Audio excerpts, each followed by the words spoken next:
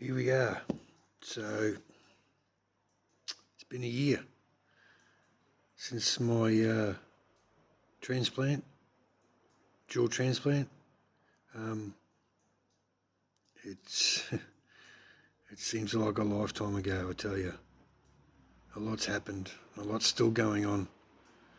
Um, Even still getting my medication changed every month or so. Levels are up and down, all within reason, obviously. Doing the best I can to, you know, make sure that these organs last. That person that thankfully donated their organs, I can, make it worth it.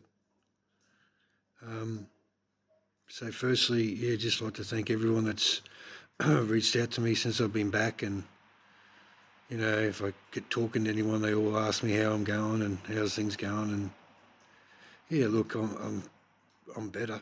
I'm better for sure. There are some tough periods. Things aren't the same as they were before I even got sick.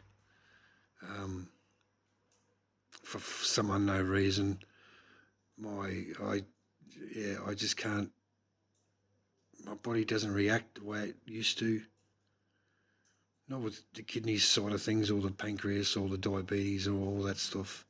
It's I can't stomach the same foods as I could before, and I'm very limited to what I can eat and drink. I can't have any dairy anymore. I just have black coffees. Just stuff like that. No more pastas, lasagna, spaghetti bog, any of that processed stuff. I just can't eat. Why, I don't know. The doctors don't know why either. So, it's just one of those things. My whole mindset's changed. Not with the fact that I've got a new lease on life. The fact that I think differently for some reason. Some people say it's, I've got someone else's organs in me now, and spiritually, I've got them with me, and I mean, that may be true. I don't know. Who really knows? But it definitely feels that way sometimes. Sometimes I make decisions where I just think, yeah, that's not the old Brad, but it is what it is. Main things are still there, still act the same, still carry on the same, still love cars, still love me bowling, although I'll go back next year. Just slowly get into the rhyme of things, I tried to go back to work full time beginning of the year, and it didn't last long.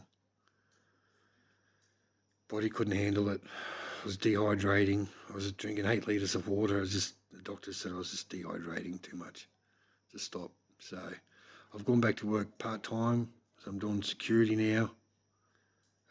Pays the bills for now, but I'm hoping to get back into full-time work and looking to get a job that is going to do me till I retire now, because I'm not getting any younger. I'm 50 next year, so time flies. Time flies. There's so many things I still wanted to do in life, and people say, "Oh, you got heaps of time to do it." Yeah, but unfortunately, money makes the world go round, and car parts, they cost a fortune. So, priority. So next year, I think for my 50th and my second year anniversary, I want to go overseas for the first time. Definitely want to do that. Whether it be next year or the year after, but it'd be good to do it for my 50th. Other than that, it's great not being a diabetic. I don't have to worry about my levels anymore. I don't have to worry about being high. I don't have to worry about getting low if I'm working too much in the shed or too hard at gym or at work. Don't have to carry jelly beans around with me anymore. Um, it's just, it's, yeah. I'm sort of used to it now. Sometimes I think about it. Sometimes I feel a bit oozy and think, oh, I'm not getting low. But it's just, any diabetics out there would know what that feels like. But now it's just, it feels that what's happened to me just doesn't feel was part of my life. It feels like a lifetime ago. All that happened. Um, I'm blessed. I'm thankful. All of that. I mean, words can't express um, the joy of, getting a second chance. Really, like I wasn't on death's bed, but where I was, and anyone that's had kidney disease or anything like that, leukemia, cancer, whatever, is going through all that sort of stuff, I think it's just never going to end. And that's what it feels like. And to get better, words can't describe. It's chalk and cheese. It's just, yeah, it's been a year. It's been a year. And I thank everyone that supported me, friends, my family especially, my sisters, my mum and dad, my kids, close friends. It's one thing just saying in passing, oh, you'll be all right, you're a soldier, man, keep strong. But when people constantly tell you, that's when they care. If they just, everyone knows what I'm talking about. Get those people that really care how you're doing, you know what I mean? And that means a lot. Someone to take the time out to, wish you well or actually ask how you're going, So to all those people, thank you. My family, thank you. My boys, thank you. I've got two beautiful grandkids now, little Reuben and little Ivory. They are the newest addition to the Sharp family, and I feel very lucky and blessed. I've done nearly one now, so I feel lucky and blessed that I've got basically two stepdaughters now, Ebony and Jazz, they're beautiful women. Um, and they're all part of the family. It's, yeah, where I thought that things were just going to go downhill, have just turned around for me. So, yeah, it's been good. And I thank everyone again. It's just, yeah, it's been a blessing not a blessing in disguise, but it was a blessing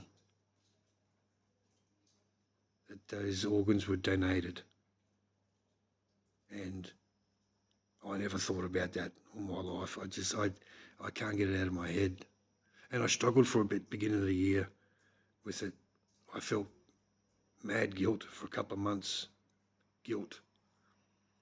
I felt so guilty for the people that aren't as lucky as me and are still going through dialysis, that every day it's just getting hooked up, feeling sick, spewing every morning, unable to walk, unable to function, can't go too far because you got dialysis the next day, or it's a life that is just consumed by your illness, which I understand why people give up. I wanted to give up numerous times. I sobbed and sobbed to my family, sisters, mum and dad, and they kept me going. My kids kept me going. I couldn't do that to my kids. When you do get in those situations where you feel like it's not worth it, you know, I think to myself, if my kids ever got in that situation and they're depressed and upset, would they think to themselves, oh, well, my dad give up, I'll give up too? Or will they think, nah, my dad didn't give up, so I'm not giving up? That's what drove me. That's what drove me. That's the easy way of giving up. And I see that now, but back then it's very hard. But I'm here a year on, still breathing and gaining weight, getting healthier. But yeah, it's first year or so is the toughest. So I'm uh, I'm I'm getting there. And thanks for everyone that has watched these videos and everything like that, and has wished me well. So safe journey.